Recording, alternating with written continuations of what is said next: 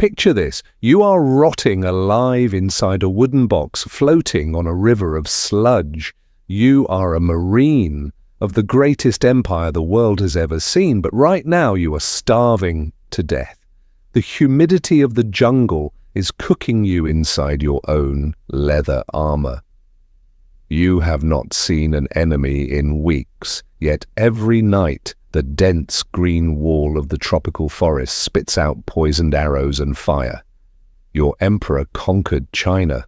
Your grandfather conquered Persia, but you are trapped in a green hell called Dai Viet, vomiting bile over the side of a massive warship, waiting for a ghost army to finally put you out of your misery. You are not a conqueror anymore. You are prey. Before diving into these forgotten stories of survival and suffering, if you enjoy learning about the hidden truths of history, consider hitting that like button and subscribing for more content like this. And please comment below to let me know where you're listening from. I find it incredible that we're exploring these ancient stories together from different parts of the world, connected across time and space by our shared curiosity about the past. To understand how the apex predators of the 13th century ended up as starving bait in a Southeast Asian swamp, you have to look at the man who sent them there. Kublai Khan does not know the meaning of the word enough. He is the grandson of Genghis Khan, the overlord of the largest contiguous land empire in human history. His armies have crushed the Song dynasty. His cavalry has trampled the frozen steppes of Russia and the burning deserts of the Middle East. When Kublai points at a map, borders erase themselves. His tax collectors do not ask for tribute, they demand your absolute submission. Kings bow or kings bleed. Entire civilizations have been reduced to ash simply because they hesitated to open their gates. By the year 1287, the Mongol war machine is a flawless, industrialized engine of death. They do not just defeat enemies, they delete them from existence. They have mastered siege warfare, psychological terror, and the logistics of moving hundreds of thousands of men across continents. But Kublai has a problem. A tiny, stubborn sliver of land sits at the southern edge of his newly conquered Chinese territories, Dai Viet. This small kingdom has already humiliated his forces twice. Twice, the Mongols rode south expecting a swift submission. Twice, they were swallowed by the jungle and spat back out, broken, diseased, and humiliated. For a man who literally believes he has the mandate of heaven to rule the entire earth, this is not just a tactical failure, it is a cosmic insult. It is an itch in his brain that drives him to absolute madness. A god cannot be bled by mortals. An emperor cannot be defied by peasants. So he decides to stop playing games. He is going to crush this defiant strip of jungle once and for all. He summons his most ruthless commanders, handing them the keys to the apocalypse. We are not talking about a standard border skirmish or a simple punitive expedition. Kublai unleashes a staggering force of 300,000 seasoned veterans. Accompanying them is a massive naval fleet of over 400 heavily armed warships, packed with enough grain and weapons to feed and arm a moving city. This is an extermination force. The plan is brutally simple. The cavalry will burn the land to ash and the fleet will choke the rivers, cutting off any chance of escape or resupply. The Mongols are bringing an ocean of steel to drown a forest. They are absolute in their certainty of victory. They have calculated the tonnage of their ships, the speed of their horses, and the yield of their siege engines. It is a mathematical certainty. After all, how can a nation of farmers and fishermen stop a continental tsunami? But the Mongols are about to learn a brutal lesson in physics, geography, and human desperation. They are marching blind into the abyss. They are sailing directly into the mouth of a trap, designed by a man who understands a fundamental truth of war. You do not need to fight a monster head-on if you can convince the monster to impale itself on its own momentum. Look at the map of the world in the late 13th century. It is bleeding Mongol ink. From the shores of the Pacific to the edges of Eastern Europe, the earth belongs to the Borjigin family. Kublai Khan sits on the dragon throne in his newly built capital of Khan Balik, surrounded by wealth that defies human comprehension. If he wants a mountain moved, 10,000 men grab shovels. If he wants a kingdom erased, horses are saddled, and cities burn. He is practically a god. But there is a festering wound in the foundation of his ego.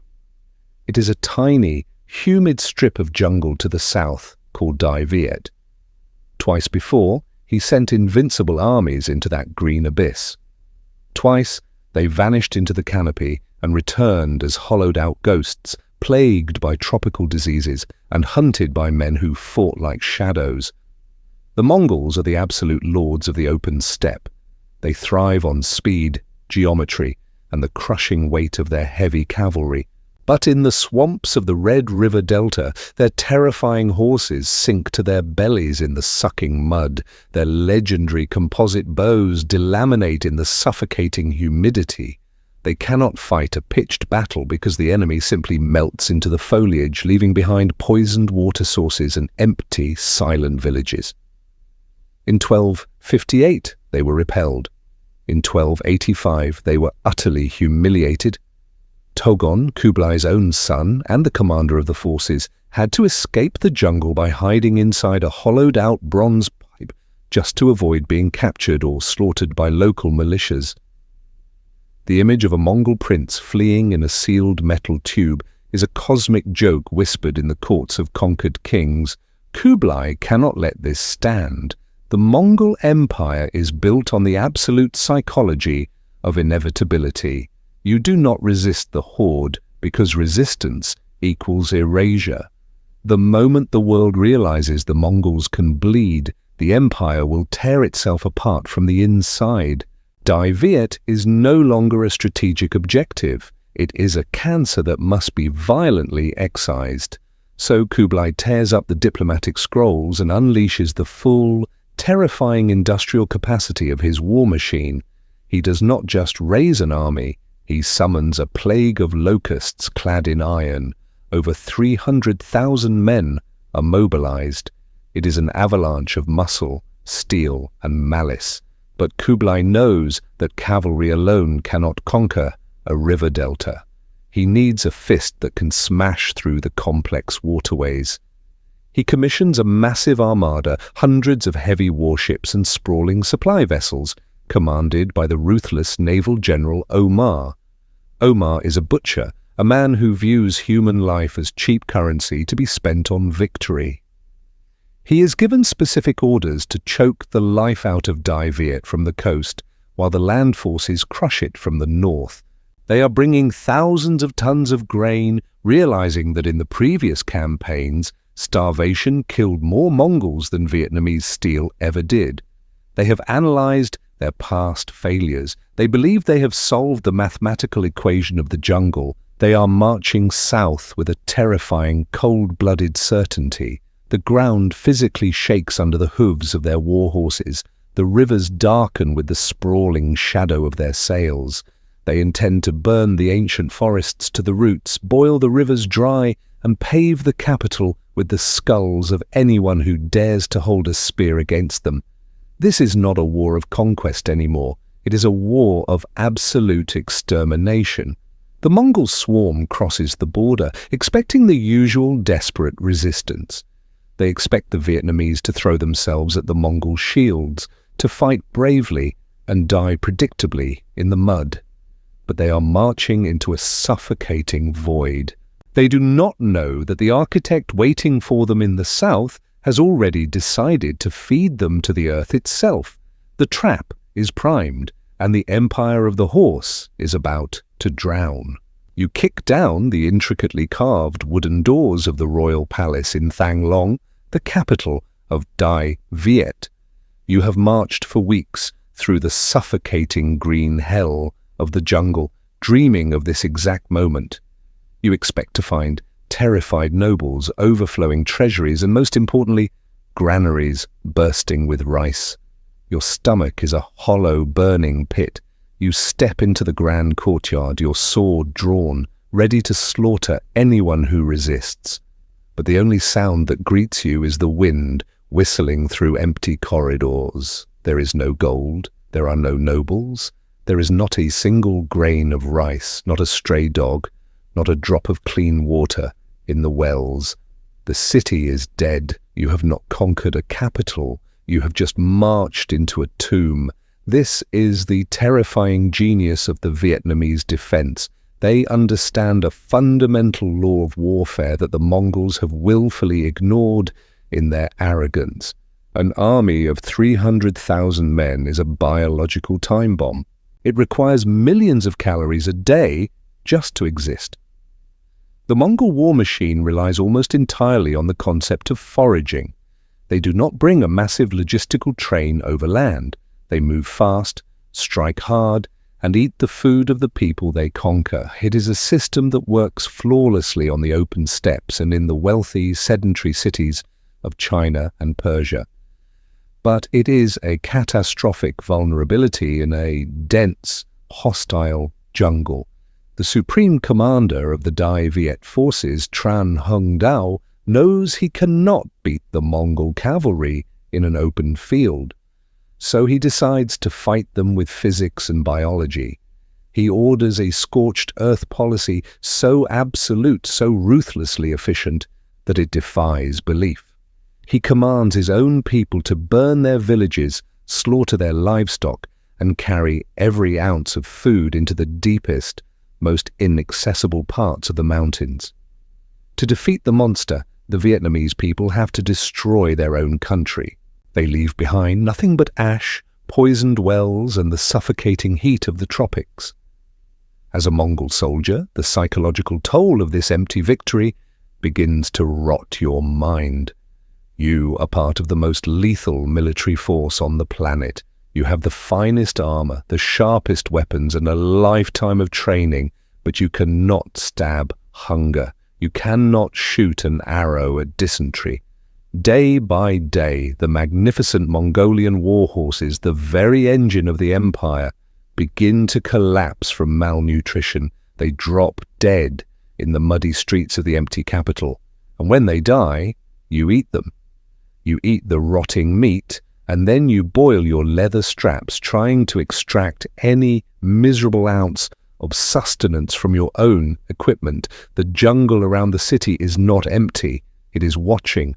The moment a Mongol foraging party steps outside the city limits to desperately search for roots or wild game, the green wall comes alive. Silent arrows dipped in venom strike from the canopy. Traps snap shut, tearing limbs from bodies. Men vanish in the thick undergrowth, their screams abruptly cut short. You are bleeding out to 1,000 invisible cuts. The invincible horde is being slowly digested by the environment. Panic begins to spread through the upper ranks of the Mongol command. Togon, the prince in charge of the land forces, realizes the horrifying truth. He has taken the capital, but he does not hold the country. He is completely trapped in a starvation cage of his own making. The entire survival of his 300,000 men now hangs by a single, fragile thread. They desperately need the massive naval fleet commanded by Omar to arrive with the supply ships. They need the thousands of tons of grain sailing down the coast. If those ships do not reach them, the greatest army in the world will simply wither away and die in the mud. They scan the horizon every day, praying to the eternal blue sky for the sight of Mongol sails. They do not know that the rivers are bringing them nothing but death. When you are facing an enemy that has erased entire civilizations, the greatest threat is not their cavalry. It is the rot inside your own ranks. It is fear. The Mongol Empire wins its wars before the first arrow leaves the bow. They use terror as a blunt instrument, carefully cultivating a reputation of unstoppable, demonic invincibility. If you resist, they will not just kill you, they will boil your children and build pyramids out of your skulls. For the average Vietnamese peasant conscripted to hold a bamboo spear, the psychological weight of standing in front of that moving apocalypse is crushing. Men tremble, men desert, men look at the horizon and believe they are looking at the end of the world. The supreme commander of the Dai Viet forces, Tran Hung Dao, understands this perfectly. History often paints him as a grandfatherly saint of the nation, but in 1288 he is not a saint, he is a cold, calculating architect of asymmetric warfare, and he knows that to defeat a monster he has to turn his own men into fanatics. He realizes that his true enemy right now is not Kublai Khan. It is the fragile psychology of his own army. If his soldiers view the Mongols as gods of war, the battle is already lost. He needs them to see the Mongols as flesh and blood, as starving animals that can be slaughtered in the mud. So, Tran Hung Dao launches one of the most brilliant psychological operations in medieval history. He writes a manifesto known as the Proclamation to the Officers.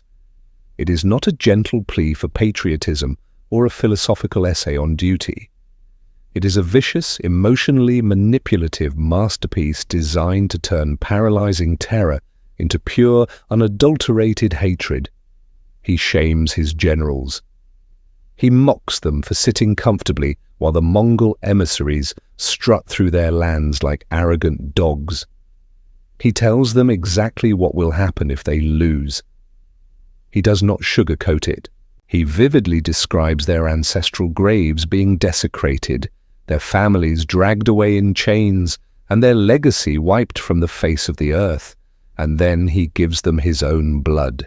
He writes that he cannot sleep, that tears choke his throat, and that he would gladly have his own skin peeled off, his bowels ripped out, and his blood drained if it meant destroying the Mongol horde. He is showing them the absolute extreme of human resolve. He is telling them that a peaceful surrender is a myth. The only currency the Mongols respect is violence. To cement this point of no return, a chilling ritual spreads through the Vietnamese ranks. The soldiers take needles and black ink and permanently tattoo 2 words onto their own arms. Sat that. Kill the Mongols. This is not just a morale booster. It is a biological death pact. By marking their bodies with those words, the soldiers are intentionally burning the bridge of surrender. They know exactly what the Mongols do to prisoners who insult them. If a soldier with that tattoo is captured, he will not be enslaved. He will be subjected to the most agonizing, protracted torture imaginable before he is finally allowed to die. Tran Hung Dao has essentially trapped his own men in a psychological cage. They can no longer afford to be cowards. They have volunteered to become dead men walking. You cannot intimidate a corpse, and you cannot negotiate with a man who has already accepted his own gruesome death. The Vietnamese army is no longer a collection of frightened farmers. It is a singular, rabid weapon stripped of fear and fueled by the absolute necessity of survival. With the minds of his soldiers hardened into iron, Tran Hung Dao can finally stop playing defense. He has an army of ghosts ready to do the unthinkable. Now he just needs a slaughterhouse big enough to fit 300,000 Mongols and 400 ships. He looks at the complex tidal geography of his homeland and smiles. He is going to turn the water itself into a meat grinder. Look at a map of the Bach Dang River. To an untrained eye, it is just a wide, lazy estuary dumping into the Gulf of Tonkin. But to a master of asymmetric warfare, it is the perfect kill zone. The Mongols are creatures of the open steppe. They understand grass, they understand snow, and they understand flat, hard ground where a horse can build terrifying momentum. When they look at a river, they just see a blue line on a map, an obstacle to be crossed, or a highway to be used. They think water is simply water. They do not understand that in Dai Viet, the water is alive and it is starving. The secret weapon of the Vietnamese army is not a catapult, a volley of arrows or a new type of armor. It is gravity. The Gulf of Tonkin experiences one of the most extreme tidal shifts on the planet. Every day, the ocean forces millions of gallons of water up the Bach Dang River, swelling its banks and making it look like a deep, navigable superhighway. It looks inviting. It looks safe. But when the tide turns, the water does not just gently recede. It is violently sucked back out into the sea, dropping the water level by up to 3 meters in a matter of hours. What was a deep, majestic waterway at noon transforms into a suffocating, inescapable valley of sucking, thigh-deep mud by dusk. Tran Hung Dao knows that he cannot build a wall big enough to stop 400 heavily armed Mongol warships, so he decides to let the moon and the ocean do the butchering for him. He studies the tidal patterns with the obsessive precision of an assassin planning a masterpiece. He knows the exact minute the river will swell, and he knows the exact second the water will pull back. This is not just military strategy. It is weaponized geography. He is turning the very earth they sail on into a biological trap. General Omar, the supreme commander of the Mongol fleet, is completely blind to this reality. His ships are floating fortresses, massive, flat-bottomed supply vessels, and heavy galleons designed to dominate deep coastal waters and intimidate inferior navies. They are not built for the volatile, unpredictable estuaries of a tropical delta. But Omar is desperate. His men on land are starving, the jungle is slowly eating his army alive with disease and poison, and his primary objective is slipping away. He just wants to get his fleet out of this cursed country and reach the open sea. He stands on the deck of his flagship, looks at the wide, flooded expanse of the Bach Dang River at high tide, and sees his salvation. He is looking at an illusion. The calmness of the surface is a lie.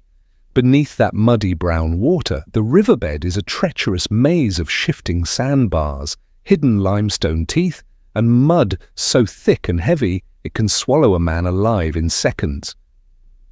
Tran Hung Dao recognizes that Omar's greatest vulnerability is a deadly cocktail of panic and imperial arrogance. Omar believes that his massive ships cannot be stopped by anything as primitive as a localized militia. He firmly believes that mass equals victory, and he has the heaviest ships in the world. Tran Hung Dao is about to teach him a brutal lesson in physics. He is going to prove that mass only guarantees a heavier, more spectacular shipwreck. He is going to use the Mongols' own desperation and momentum against them.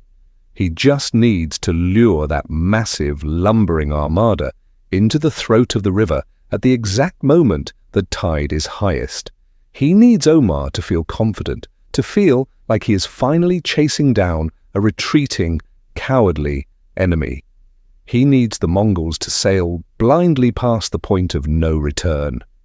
The terrifying beauty of this trap is its invisibility. You cannot burn it down. You cannot shoot arrows at it. You cannot negotiate with it, because the trap itself is the environment. The Mongols are about to fight an enemy that does not bleed and does not tire. They are picking a fight with the ocean, the mud, and the moon. And all Tran Hung Dao has to do is set the bait, wait for the water to drop, and watch the landscape tear the Mongol navy to shreds. You are standing chest deep in the stinking black mud of the Bach Dang River. The tropical sun is baking the skin off your back, and your muscles are screaming from a kind of exhaustion you did not know existed. You are not a soldier. You are a rice farmer, a fisherman, a local carpenter, but right now you are a vital cog in the most ambitious, desperate military engineering project of the 13th century. Your hands are bleeding, blistered to the bone from swinging a heavy axe against ironwood. They call it limbwood. It is a terrifyingly resilient timber, so dense and heavy that it defies the laws of nature. It does not float. It sinks straight to the bottom like a block of granite. And that is exactly what the Supreme Commander, Tran Hung Dao, requires. For weeks, a silent army of tens of thousands of conscripted peasants has been entirely reshaping the landscape. You are operating in absolute, terrifying secrecy. If a single Mongol scout slips through the jungle perimeter and sees what you are doing, the entire war is lost. So you work under the suffocating canopy, felling massive ancient trees, stripping their branches, and dragging the raw trunks through mosquito-infested swamps to the riverbank. You are not building ships to challenge the Mongol armada. You are not building fortresses to hide behind. You are building an invisible, submerged slaughterhouse. The engineering required to pull this off is staggering. You cannot just drop dead wood into a tidal river and hope for the best. General Omar's Mongol warships are floating leviathans built with thick, reinforced hulls designed to smash through blockades and weather the open ocean. A regular wooden spike would simply splinter under the thousands of tons of their momentum. So you carve the ironwood logs down to lethal, tapering points. Then blacksmiths working in hidden, sweltering jungle forges take red-hot iron and hammer it relentlessly over the tips. You are essentially manufacturing armor-piercing ammunition, except you are not going to fire it from a ballista. You are going to force the enemy to drop their own colossal weight onto it. Once the spikes are ready, the true nightmare begins.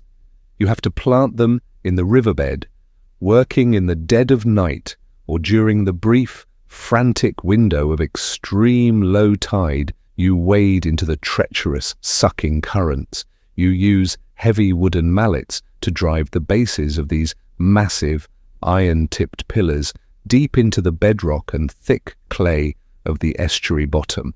They cannot just stand straight up. They have to be angled with absolute mathematical precision. They must lean in the direction of the river's flow, pointing out toward the sea like a massive, submerged phalanx of spearmen bracing for a cavalry charge. If the angle is too steep, the heavy ships will just push them over into the mud. If they are not driven deep enough, the violent tidal current will simply rip them out and wash them away. This is an exercise in agonizing perfection, fueled by pure terror. Every time you swing the mallet, your lungs burning and the muddy water threatening to drown you, you know exactly what is at stake. If this single piece of wood fails, a Mongol rider will burn your village to ash and put a sword through your family. That visceral fear is the ultimate motivator. It is the raw fuel that keeps thousands of starving, exhausted men hammering away in the suffocating darkness, ignoring the leeches clinging to their legs and the sheer agony of the labor. Slowly, relentlessly, an entire artificial forest grows beneath the surface of the water. We are not talking about a few dozen traps scattered randomly. This is a sprawling, multi-kilometer network of death, a carefully mapped and interwoven labyrinth that weaponizes the natural shifting sandbars of the river. It is a biological minefield. And then the tide comes rushing in. Millions of gallons of ocean water surge up the riverbed, swelling the banks. You stand on the muddy shore, panting, covered in silt, and you watch as the brown water completely swallows your agonizing work. The iron tips vanish, the wooden shafts disappear. The river looks exactly as it did a month ago, a wide, deep, majestic waterway, offering a clear, safe path to the open ocean. It is the perfect, deadly illusion. The jaws of the trap are locked open beneath the lapping waves. Now, all Tran Hung Dao has to do is throw a piece of bleeding meat into the water and wait for the monster to bite. You are standing on the deck of a massive Mongol warship, suffocating in your leather armor under the blistering tropical sun. The wood of your ship groans under the sheer weight of siege engines, heavy cavalry horses, and thousands of desperate, starving men. General Omar, the butcher of the Mongol navy, stands at the helm looking out over the vast expanse of the Bach Dang River. It is high tide. The water is deep, brown, and seemingly infinite, swollen by the powerful surge of the Gulf of Tonkin. This is your highway out of hell. This is your escape route back to the open sea and the safety of the empire. But then a speck appears on the horizon, then another. A pathetic little squadron of Vietnamese light boats rose into view. They are incredibly small, essentially flat-bottomed river skiffs that look like fragile driftwood compared to your floating fortresses. They do not have heavy armor. They do not have catapults or Greek fire. They just have men with bamboo bows and the absolute suicidal audacity to sail directly into the path of a global superpower. They row just close enough to be annoying. A volley of arrows arcs through the humid air, thudding harmlessly into the thick, reinforced wooden hulls of the Mongol galleons. Some of the Vietnamese sailors even stand up and hurl insults across the water. It is a mosquito intentionally biting a dragon. But to General Omar, this is not a minor annoyance. It is the most infuriating thing in the world. He has spent weeks fighting shadows, losing his men to invisible traps, poisoned water, and starvation in a jungle he cannot burn down. His massive ego is bruised and his bloodlust is at a boiling point. He does not see a carefully calculated tactical maneuver. He only sees victims. He sees a chance to finally crush something physical, to hear the satisfying crunch of enemy timber under his massive hull, to wash the humiliation of this campaign away in a river of blood. He ignores the fundamental rule of fighting in hostile territory. He lets his anger drive his ship. Omar gives the order to pursue. The war drums aboard the Mongol flagship begin to pound a relentless, terrifying rhythm. Thousands of oars hit the water in unison. The massive fleet surges forward, raising sails to catch the river wind, building up an immense, unstoppable amount of kinetic energy. You can feel the deep vibration in your boots as thousands of tons of wood, iron, and flesh accelerate down the estuary. Seeing this apocalyptic wall of death charging toward them, the Vietnamese boats instantly turn tail and flee. They row frantically, looking completely panicked and disorganized. It is exactly what a superior force expects an inferior force to do. Run for your life. But you are not watching a retreat. You are watching a theatrical performance directed by a genius. The Vietnamese sailors rowing those light boats know exactly what is lurking inches beneath their keels. Their shallow draft vessels are literally gliding right over the deadly iron-tipped forest hidden in the murky water. They are leading you through a microscopic, winding, safe corridor inside a biological minefield. You are totally blind to it. The Mongol ships, with their deep, heavy hulls designed for open oceans and carrying massive payloads of stolen grain and armor, are barreling straight into the abyss at full speed. The chase goes on for miles. The Mongol fleet is completely drawn in, stretched out across the width of the river and fully committed to the kill.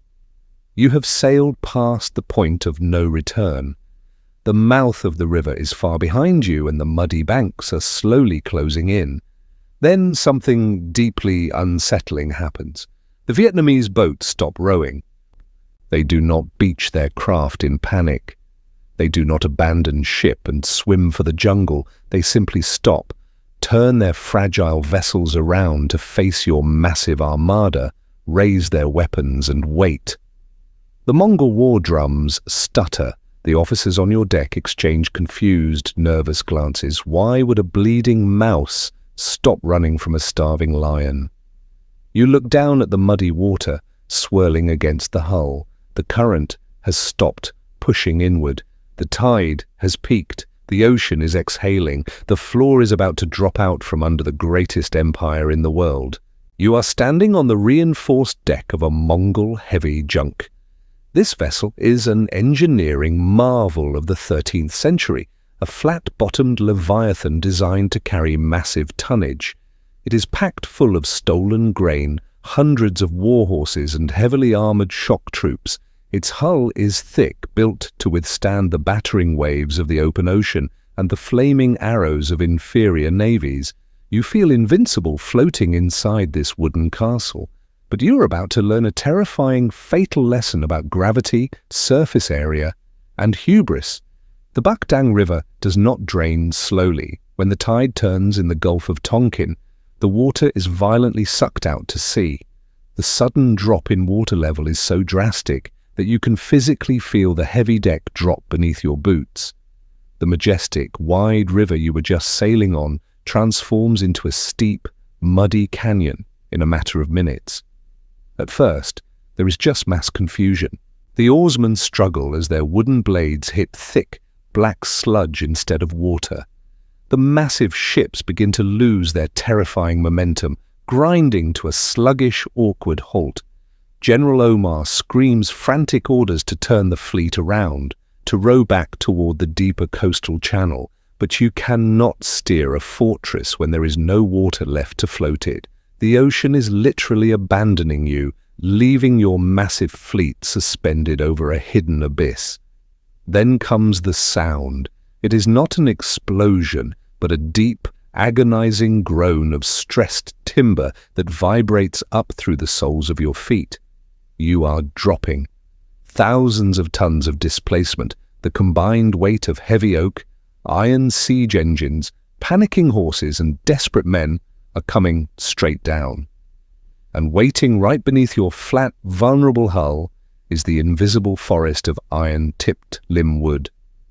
The physics of the impact are absolute and merciless. When a massive, flat-bottomed vessel drops onto a sharpened iron spike anchored deep into the bedrock, the ship's hull does not stand a chance. The iron tip punches through the thick wooden planks like a hot needle through wet paper. The sheer kinetic energy of the falling ship turns the stationary stakes into armor-piercing artillery. Below decks, the scene is an instantaneous nightmare. The hull does not just leak, it violently ruptures. Massive ironclad spikes explode up through the floorboards, instantly impaling the rowers and shattering the cargo holds.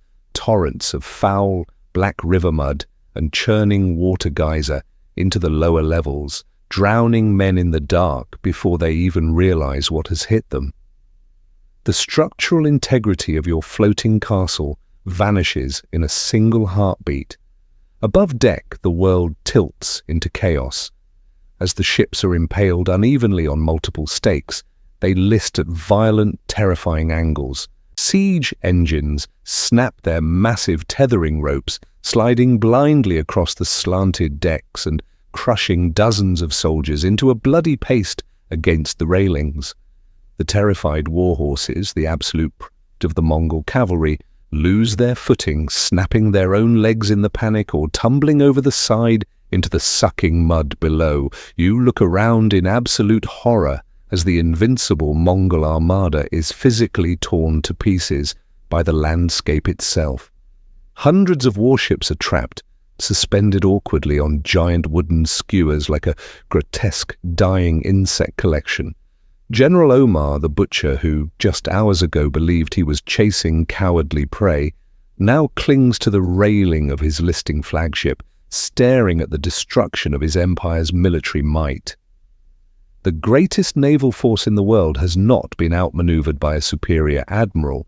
It has been completely defeated by gravity, shifting tides, and sharpened logs. You are not sinking. It is so much worse than sinking. You are crucified on the riverbed. The water continues to drain away, exposing the terrifying reality of your situation. You are stranded in a valley of waist-deep, suffocating sludge, surrounded by the shattered, groaning remains of your own fleet. Your heavy iron armor, the prized gear that made you the apex predator of the Asian continent, is now a death sentence. It is a lead weight that will bury you in the mud the moment you step off this dying ship. You are completely immobilized, stripped of your momentum and your pride. And as you look toward the distant, muddy banks, the illusion shatters completely. The Vietnamese lightboats are returning, gliding effortlessly over the shallow sludge that has trapped your leviathans. They are not running anymore. They are joined by thousands of local militiamen pouring out of the jungle, their weapons gleaming in the harsh sun. You are no longer a soldier of the Khan. You are a dying animal caught in a trap, and the butchers are walking down the riverbank to collect their meat. You are trapped, waist deep in the sucking, stinking black mud of the Bach Dang River.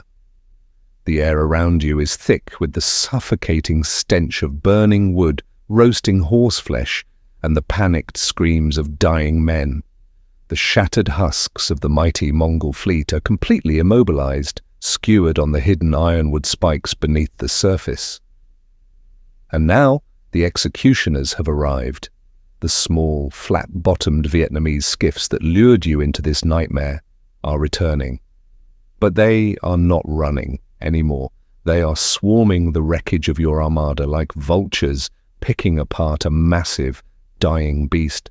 They do not bother to board your massive, listing galleons. They do not need to risk close-quarters combat with cornered animals. Instead, they row just close enough to unleash devastating volleys of fire arrows and flaming pitch directly into the tangled, splintered wood and collapsed canvas sails of the Mongol ships. Within minutes, the river surface transforms into a chaotic, inescapable inferno. You watch your brothers in arms, hardened veterans who survived the brutal sieges of China and the blistering campaigns of the West, burning alive on the slanted decks of their own floating fortresses. The heat is absolute. Those who try to escape the flames throw themselves over the railings, expecting to hit deep water. Instead, they plunge directly into the thick, suffocating sludge of the drained estuary. The mud is a predator in its own right. It acts like an incredibly dense quicksand, immediately grabbing the heavy leather and iron armor of the Mongol soldiers and pulling them down. You see the invincible heavy cavalrymen of the great Khan thrashing helplessly, their lungs filling with toxic silt as they drown in just 3 feet of muck. They are pinned to the riverbed by their own expensive gear. The very armor that made them the apex predators of the Asian continent is now serving as their iron coffin. Then the shoreline erupts. From the dense, suffocating green wall of the jungle, tens of thousands of Dai Viet soldiers pour out onto the muddy banks. These are not the terrified, disorganized peasants General Omar thought he was chasing. These are hardened survivors. These are the men who deliberately starve themselves, burn their own homes, and permanently tattooed the words, "Kill the Mongols," into their own flesh. They are fueled by months of agonizing deprivation and pure, unadulterated hatred. They wade into the shallows wielding bamboo spears, hooked halberds, and iron-tipped tridents. Unlike you, they are lightly armored. They know this river. They know how to move through the treacherous, shifting mud with terrifying, ghostly ease, while you cannot even lift your boots. They approach the stranded, exhausted Mongol survivors and begin the systematic butchery. This is no longer a military engagement. It is a biological extermination. The Vietnamese soldiers do not fight you. They harvest you. They use their hooked weapons to snag the heavy armor of the steppe warriors, violently dragging them face down into the slime and holding them there until the thrashing stops. They slaughter the remaining war horses, turning the water of the estuary into a thick, sickening crimson soup. You try to raise your weapon, but your muscles are entirely spent. The panic, the heat, and the sheer weight of your soaked equipment have drained every ounce of strength from your body.